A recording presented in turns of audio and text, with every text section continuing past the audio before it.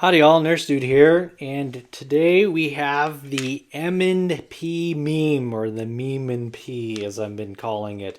Uh, I decided to finally upgrade from my original M&P that I had. I bought it way back when, and probably like 10 years ago, when they were first starting to become a bit popular, and I decided to try an M&P full size.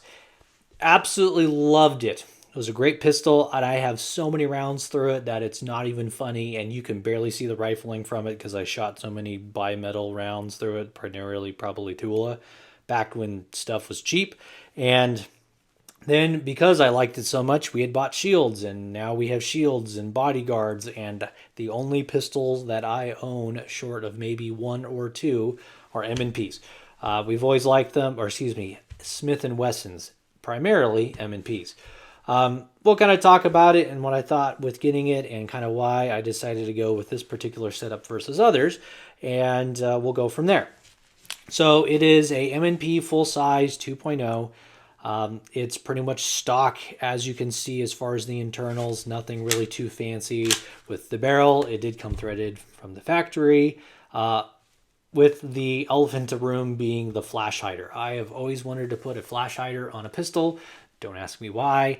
And I put one on there, and I will let you guys know how it does at night. Otherwise, it shoots perfectly fine otherwise. With that being said, I also have a Streamlight on it. I like the Streamlights better than the Surefires. I've had them longer. I have more experience with them, and that's what I'd like to put on there. The trigger on these new ones are really nice comparatively, especially when you compare it to the old swing style. It's kind of more of an apex trigger, and it is very nice with a good uptake and a nice crisp. And I'm sounding like Mike here for a little while. And then you do get not quite as the most auditory reset, but it is a little bit more. You can feel that wall a little bit better. And it's more comfortable, quite frankly, too. The optic is another Holosun 509T, and I went with the C&H Precision plate on it, specifically because, and I can't find it over in the pile of parts, but specifically the factory plate with the adapter plate for the Holosun. I mean, it was like twice the thickness and twice the weight. It made this thing sit way too high. So I got the adapter on it, and I very much like the adapter. It's an all nice machined piece. They did a very nice job machining it. My only complaint is that the screws seem to be slightly off on the thread pitch, and or they didn't quite account for the coating. And so when I put them in, and I may have one in here that we can pull out really quick, there's just the faintest bit of galling on the threads. You can look at really quick, and let's see if you guys can see that.